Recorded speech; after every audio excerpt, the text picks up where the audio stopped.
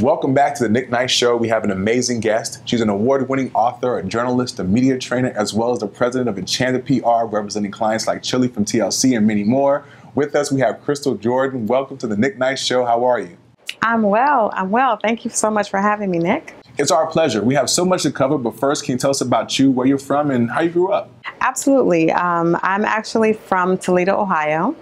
A very small town that's actually closer to Detroit probably than some of the other cities in Ohio. I lived there, and then my family moved about midway through growing up to Oklahoma, which was very different than Ohio. So I actually ended up going to college at the University of Oklahoma, Boomer Sooners, and I got a degree in organizational communication with a minor in public relations. Always loved writing. I had every internship imaginable. Went on to work in corporate America as a PR professional for various jobs in Oklahoma. Started as the community relations coordinator for Barnes & Noble. That was a really fun job to kind of start your PR career off. And then a hospital, museum, the ballet. I did everything I could possibly do in Oklahoma, and then transitioned here to Atlanta and started a career in entertainment publicity.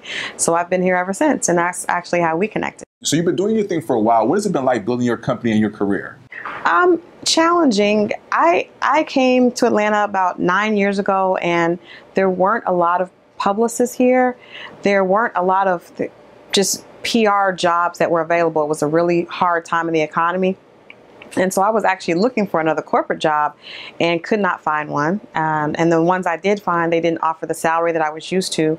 So I ended up going to work for an entertainment firm called Solstice Media Group, headed by Rhonda Baraka, who was an amazing brain. She's absolutely brilliant. She was worked with LaFace for many years and some of their artists. And so I went to work for her, and she had T.I., Sierra. She was working with the affiliates at that time with DJ Drama and Don Cannon and DJ Sense, and just so many people. She had Escape. I mean, it was amazing, the amount of people that she had at that time.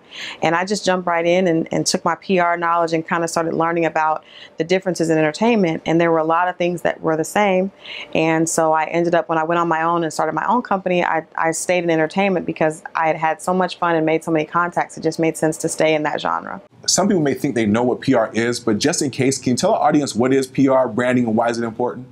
Yes, I always get asked if I'm a publisher. I'm a publicist, not a publisher.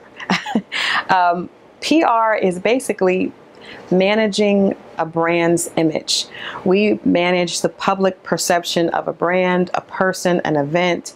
So it could be anything from working with a design team to create a logo, to create an invite, to booking a client to go on Wendy Williams, to partnering a client with a charity organization. It's any and everything that one does to help create a public perception or a public persona.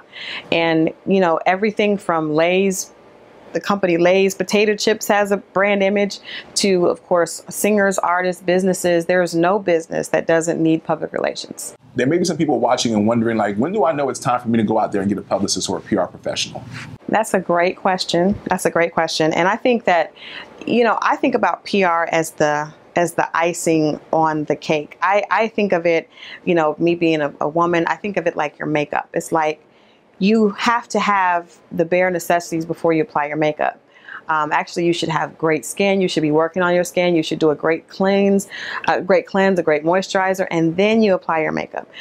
Just like with a cake, you should have your ingredients. You put your batter together, you put it in the oven, you bake the cake, you have a great cake, and then you add the icing. So, you know, saying that, I mean, public relations should come to a project once you have the concept, you have the idea, or you have the raw materials needed to create that image. I think you can bring on a consultant when you're, you know, coming up with the idea to kind of hear how they would market you, but you definitely need to have something for us to publicize before you bring a public relations professional on board. From what I can tell, the world of PR is pretty competitive. Is that true? And what are some of the good and bad experiences that come from that competition? It's very competitive. It's very competitive, but I think that, you know, I think there's room for everything. And I think there's so many different ways to do PR. Obviously, social media is a huge component of public relations now. I think you can't really have a PR campaign without having a really strong social media campaign within that. So it's very competitive, but I know that there are, you asked for some bad examples. A lot of times people undercut themselves for business, and you have people that want to get PR for free. That doesn't exist, or it shouldn't. If you're getting something for free, there's probably a reason that it's free.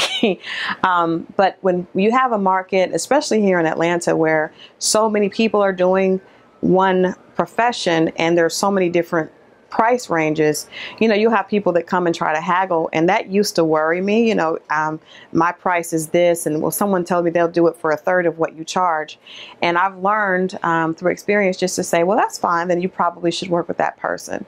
And 9 times out of 10, the person ends up coming back later, you know, upset that they wasted their money, because you get what you pay for. And I'm not saying that you should be overcharged, but you know, this is a skill that yields results that can equal bigger business. It can definitely, you know, have a great return on your investment. So you have to pay for it. You definitely have to pay for it. Now, one of the reasons that I wanted to have you on was talk about current things going on in pop culture from like a PR perspective, like Beyonce, for example. Amidst divorce rumors, they were last seen on stage as a happy family at the MTV Awards. As a celebrity publicist, what do you think about how they've managed their image and their brand? I think it's brilliant. I think it's absolutely brilliant. Actually, one of my junior account execs sent me a picture that night at the MTV Awards. It was like, look what a publicist can do. And there was the great kiss with Beyonce and JayZ and Blue Ivy. And you know, I'm not saying that that's the case, but I do believe that people get upset and feel like they want to know more information. But I think they handle their romance from the beginning beautifully. They give you just enough to keep you excited, but they really manage their image, and it stays in line with who they want the public to perceive them, so that they'll keep buying albums, they'll keep attending. You know, everyone just went and attended the On the Run tour. They're now On the Run is on HBO and a documentary. I mean, it's brilliant. I love, that's one of the best case studies there is out there of you know, talent that really understands the worth and the value of their brand and knows exactly how to keep those lines drawn so that they still remain somewhat of a mystery, and that keeps the public just totally, you know, in love with them, because you want to know you don't really know enough to make a judgment, but it's fun to guess and to speculate, and they give us enough to keep doing that. But I think they're genius. We'll get to the Ray Rice situation after the break, but the last elevator fight that we saw was Solange going in on Jay. Like, what do you think about how they handled that whole situation, and why do you think there wasn't as much outrage about how Solange was going in on JayZ? Well, you know, I'll speak from a professional standpoint. There is a double standard. If it had been JayZ going crazy on Solange, regardless of the reason, I'm sure Solange did what she had to do. But I'm saying if we saw it reverse and JayZ was beating up Solange, there would have been outcry, you know, and that's not fair and that's not right. And I think, you know, anyone with any sense of integrity can say that there shouldn't be a double standard. However, I think they handled the situation beautifully.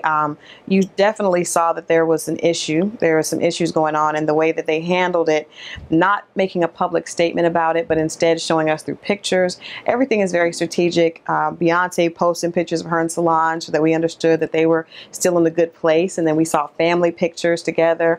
And when you don't, you know, feed the fire, eventually the fire goes out. Like I mentioned, I want to get to the Ray Rice situation along with a few other topics. Can you hang around for a little bit? Absolutely, I'd love to. All right, great. Don't go anywhere. We'll be right back with Christal Jordan after this. The Nick Knight Show, sponsored by Audi of America, Truth in Engineering.